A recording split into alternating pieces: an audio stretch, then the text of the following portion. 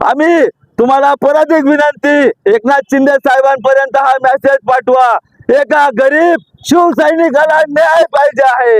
हा न्याय देणार कोण, आम्ही जाणार कोण? शेवटी आम्हाला वरती बाळासाहेब ठाकरे यांच्याकडे जावं लागेल का न्याय मागायला?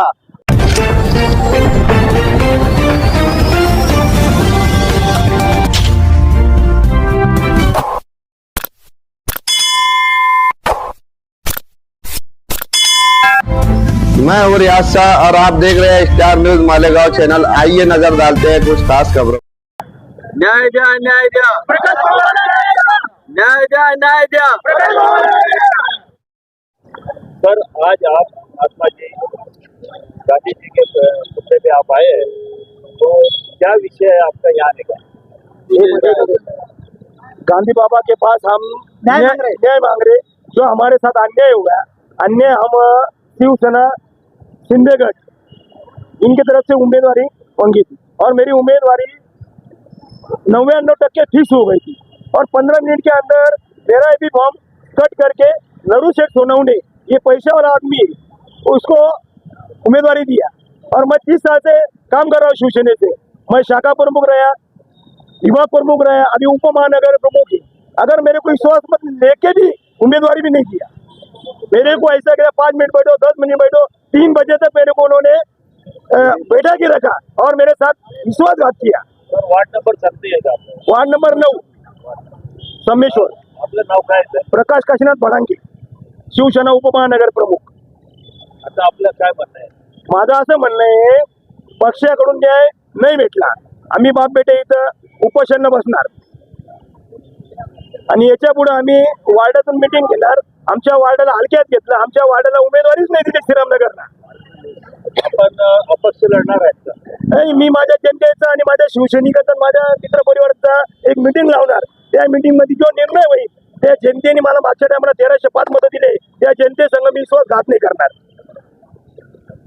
माझ्या वडिलांनी 30 वर्ष जीवाचं रान करून या पक्षासाठी, शिवसेनेसाठी, दादा भुसेंसाठी जीवाचं रान केलं। कधी वेळ काळ पाहिला नाही, आपलं काम चालू ठेवलं आणि एक 3 वेळेस त्यांना तिकिटासाठी नाकारण्यात आलं आणि यावेळेस त्यांनी आम्हाला शेवटच्या क्षणापर्यंत आमचा विश्वासघात केला आणि आम्हाला शेवटच्या क्षणापर्यंत सांगितलं की आम्ही तुम्हाला उमेदवारी देऊ। आणि आमच्या वडिलांचा एवढा संघर्ष असून 30 वर्ष त्यांनी कार्य केलं, त्याची पोच पावती मागण्यासाठी आज पूर्ण प्रभागातील जनता उत्साहात होती। परंतु 15 मिनिटात आमचं तिकीट कापल्यानंतर या जनतेचा तीव्र संताप झालेला आहे आणि येणाऱ्या काळात यांनी जो श्रीरामनगर भागातील श्रीरामनगरवर अन्याय केलेला आहे, प्रकाश मामानं अन्याय केला आहे आणि तिकडून संगमेश्वरातून 3 सीट दिलेले आहे, तर यांनी कोणत्या गणितावर दिलेले आहे आणि श्रीरामनगरला यांनी वाऱ्यावर सोडलेलं आहे। तर माझी अशीच विनंती आहे की यांनी एका निष्ठावान कार्यकर्त्यावर अन्याय केलेला आहे, तर न्याय ही जनता दिल्याशिवाय राहणार नाही, एवढेच मी या ठिकाणी सांगू इच्छितो। और आम्ही आज आमच्या प्रकाश मामा भडांगे शिवसेनेचे महानगर प्रमुख, आज आम्हाला Shriramnagar, doctor Babasaheb Ambedkar Nagar, survey number 331-2, survey number 331-1, survey number 331-2 या प्रभागामधून 2 उमेदवार निश्चित असतात आणि आपल्या संगमेश्वर वार्डामधून 2 उमेदवार निश्चित असतात। या प्रभाग क्रमांक 9 मधून आमच्या मामांना उमेदवारी फिक्स असताना आमच्या प्रकाश मामा शिवसेनेचे उपमहानगर प्रमुख, त्यांना उमेदवारी फिक्स असताना की जे बाहेर जे उपरे 2 आले की त्यांना एक तिकीट, आमच्या गावाचं श्रीरामनगरचं तिकीट, प्रभाग क्रमांक 9चं तिकीट, हे तिकीट चोरीला गेलं। मग हा चोर कोण? जो आमचा प्रकाश मामा इतक्या वर्षापासून, आम्ही लहानपणापासून हिंदू हृदय सम्राट बाळासाहेब ठाकरे यांच्या आदेशावर काम करतो। आज आपण म्हणतो, मैं न्यूज चॅनेलला एक विनंती करतो की उपमुख्यमंत्री एकनाथजी शिंदे साहेब यांच्यापर्यंत ही न्यूज पोहोचवा तुम्ही।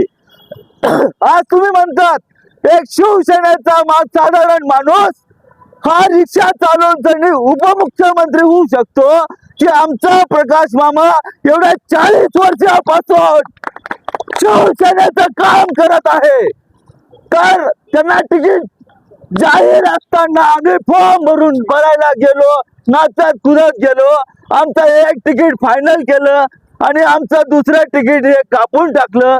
आमच्या एवढे 40 वर्षाची आमची मेहनत ही वाया गेली का? हा चोर कोण? म्हणजे हे पैशाच्या जोरावर विकले जातात का? हे उपरे असतील. आमच्या प्रकाश मामाला शिवसेनेचं तिकीट हे भेटलंच पाहिजे. त्याच्याशिवाय आम्ही इथून हलणार नाही. आम्ही तुम्हाला परत एक विनंती, एकनाथ शिंदे साहेबांपर्यंत हा मेसेज पाठवा. एका गरीब शिवसैनिकाला न्याय पाहिजे आहे.